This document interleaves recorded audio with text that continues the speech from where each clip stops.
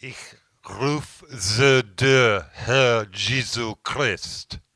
I call to you, O Jesus Christ. I call to you. If you want to, in my view, engage with Tarkovsky's Solaris as fully as possible, you really, really need to accept at the outset that this is a film made by a devout Christian. And that's why it begins with a Bach organ chorale. I'm not a Christian myself, or a deist of any kind. And yet Solaris, which I first saw on cinema release in 1972, when I was 12, has remained my favorite film for my entire life.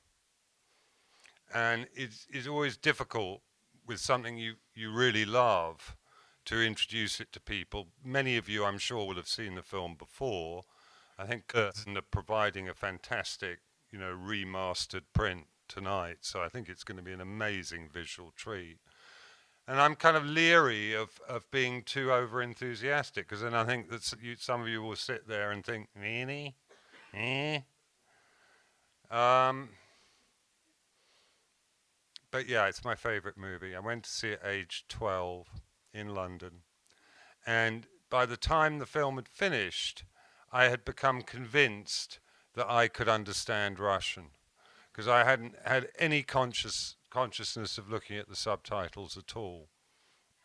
It was advertised on the cinema posters here in London as the Russian 2001, because 2001 had come out a couple of years previously and been a big hit. But really, the two films don't bear much relation to each other. Another sort of reinforcer for why, I love all of Tarkovsky's oeuvre, but why this film in particular is the one for me, is because I also love the novella it's adapted from.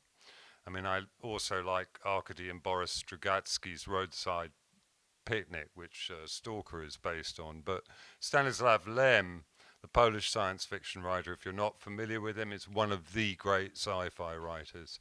And, well, there's many good books he wrote, but Solaris is his chef d'oeuvre to a certain extent. The Lem novella is very largely a satire. It's a satire, actually a rather cunning and insidious satire of the kind of Bowdlerized Marxist theory that dominated the Poland in which Lem had to work, and of course the Russia in which Tarkovsky was working as well. But it's also a satire of the entire Western philosophic tradition. In Lem's novella, the planet Solaris, which is covered by an enormous colloidal ocean, this kind of gooey, sticky ocean. And from Earth, they send up the space station to orbit the planet. And over centuries, scientists and other kinds of academics, intellectuals of various kinds come up to study this planet. And why do they study it? In the Lem novella, they study it because, and you get a bit of this in Tarkovsky's film, but it's not gone into with such really rather amazing complexity, because the ocean keeps forming its surface into these bizarre shapes. And, they're given all sorts of strange names: symmetriads, asymmetriads, extensors, mimoids, dendrons. There's this whole sort of system of classification for these strange shapes that the ocean heaves itself up into. And this study of the ocean becomes more and more baroque. The formations in the ocean are analyzed by the scientists. Some of them seem to correspond. They're sort of spatial analogues of very complex equations, whether in physics or mathematics. Some of them seem to be kind of playful. Some of them seem to be attempts to communicate with the scientists who are studying the ocean. If they kind of stick instruments into the colloidal mess, it replicates them and sort of spews out these replications.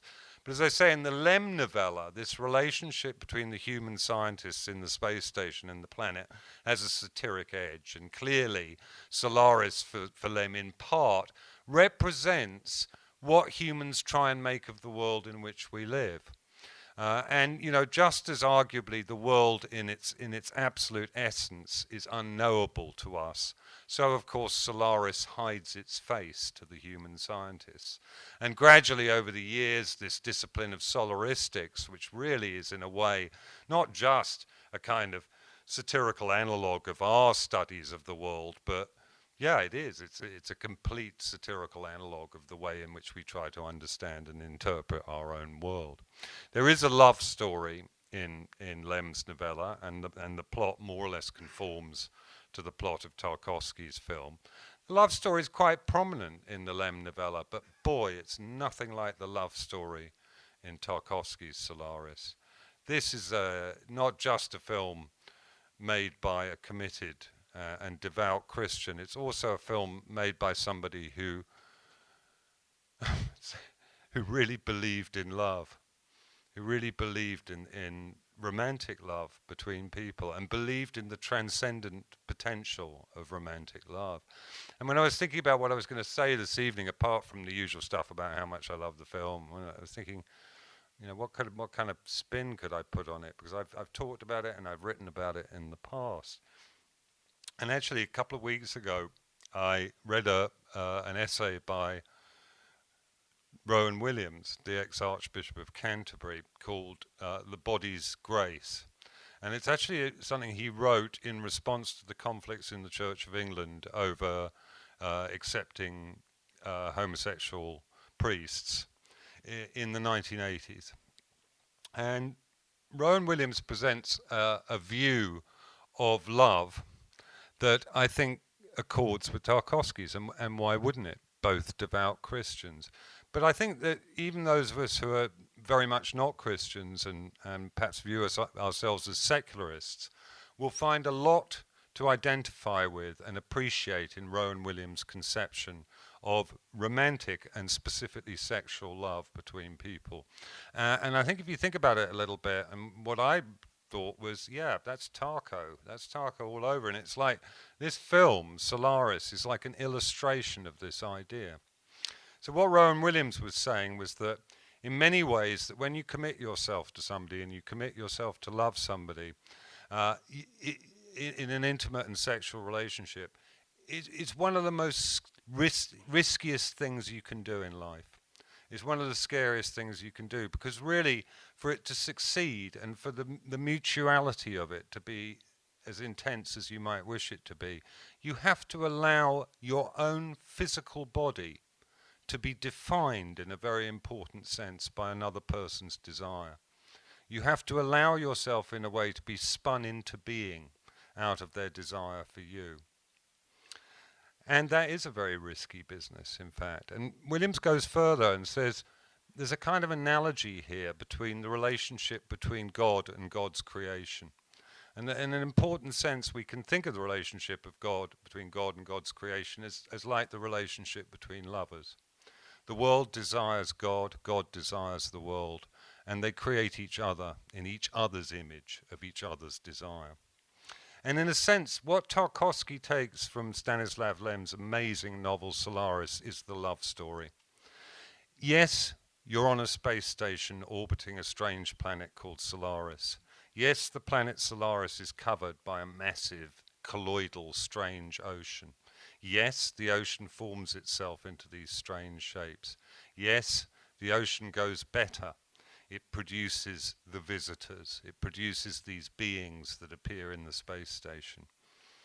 And in a sense, what Tarkovsky is articulating is the way that we create each other out of our emotions.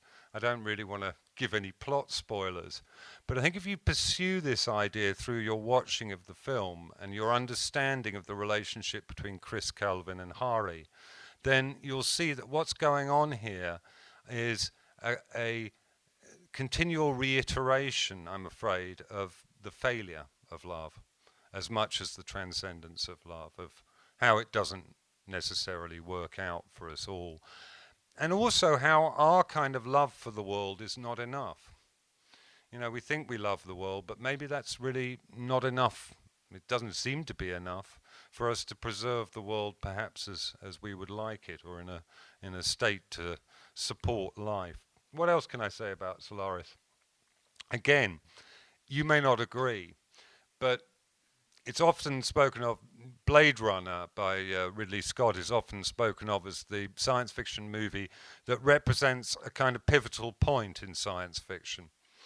If you think in the 1940s and 50s, a kind of era of astounding stories, the era of what used to be called hard science fiction. The idea in science fiction is that you project a technology and then you derive a future from it. And the kinds of futures that were imagined in the 40s and 50s were tended to be squeaky, you know, eating a pill, you know, jetpack kind of futures. And with Blade Runner, we see a different kind of future. We see a scumbled future. We see a dirty future. We see a future where there's rubbish in the corner. We see a future of discontinuous technologies in which one technology that seems you would have thought would be obsolete persists alongside a shiny new technology. And in a way, Blade Runner ushers in one of the most popular science fiction genres there's ever been, which is steampunk. And I would argue that, in fact, steampunk is the naturalism of our era. Every age is a steampunk age. Every age represents discontinuous technologies of one sort or another. We don't all get the same new tech at the same time. And steampunk registers, in a way, our surprise that that should have been the case. Because certainly for people of my generation and for people the generation below, still, I think the idea is that the future is going to be all wipeable surfaces. But Tarkovsky gets there first. Solaris presents a realm of discontinuous technology. And that, in a way, I think makes it much easier to look at it, unlike 2001, to look at it 45 years after it was made and suspend disbelief in it as a portrait of human space exploration. Even though, you know, the effects, such as they were, like the ocean is created by pouring oil in some other fluid, the effects, of course, you know, have none of the verisimilitude of the kind of computer-generated imagery that we've become used to. Though actually, I think we're now kind of slightly over CGI. It can't raise its game sufficiently that our capacity to debunk it doesn't effortlessly outstrip it. But I never fail to watch Solaris and to suspend disbelief in it. I never look at it and think, oh, what's that? What's going on there? That wouldn't be on a spaceship in the distant future. That doesn't bother me. And I think the reason why it doesn't bother me is because of the emotionality of the film, the intensity of the emotions that are unlocked from the very beginning. And many of the elements of classicism with which Tarkovsky tried to infuse the picture. Again, I talk about discontinuous technologies, but you can also think about discontinuous culture as well. So he very much focuses on the Peter Bruegel, the Younger series of paintings that includes hunters in the snow. Actually, for me, that's another huge kind of way into the film, because that picture hung in my school classroom as a child, so it's hugely evocative for me. I think that's all I want to say. I was going to say more, but then I kind of weirdly got in here and realized that actually some of the people might not have seen the film once, let alone there's something like, I think I try to see it every year, so I guess I've seen it 40 times or something, you know. So, you know, some of you haven't even seen it once. Some of you may have seen it 2 or 3 times. I doubt anybody here has seen it quite as many times as I have. I'm not going to be able to watch it with you this evening. I very much hoped I would be able to, because I also think that we're living in a very tricky time for cinema, and without being kind of weird, and they're not paying me to do this, I do think we owe Curzon a considerable debt for the kind of work they're doing in putting on these screenings, bringing absolutely classic films like that are beautiful cinematographically, that need to be seen on the big screen. And I would argue need to be seen with other people. Now, I'm going to finish where I started off. You know, I call to you, Jesus Christ. You're in pews in a church. You know, if I were to start a religion, it would probably be the Church of Tarkovsky anyway. And I think that there is something sacerdotal about the business of collectively viewing a film. I think we can view it as on a par, if the film's the right film. And I'm not talking about Finding Nemo. Um, well, actually, I suppose you could base a religion around Finding Nemo. Be all over when you found him, though. That, you know, there is something about being together, being in the darkness, about the necessity of creating the artificial darkness. And actually, darkness is hugely significant in this movie. Look out for the moment when Kelvin arrives on the space station, and look out for the porthole of his cabin. It is the most astonishing evocation of darkness, I think, on film. And there are some lovely shots early on. Look out for a shot of a bird flying, a black bird, I think it's a crow, flying behind a window. That's also fantastic. Well, you must be familiar with his cinematography to some extent, or what he does with film. It is phenomenal. And I think I'll leave it there. Just to say, have I been in love with Natasha Bondarchuk all these years? Yeah, pretty much. And I tell you, I'm so in love with Natasha Bondarchuk. I mean, Tarkovsky said it was the performance, and it kind of is in a way. And you look at, I can't remember his name, the poor old Lithuanian guy who plays Chris Kelvin. Actually, yeah, that's it. He's actually brilliant as well. He's brilliant, and he even transcends the fact that he doesn't really look that much like me, you know. I mean, he's kind of thick-set and burly, but I look at him and I can strongly identify with Chris Kelvin. So it's a long movie. I hope you've all been to the loo.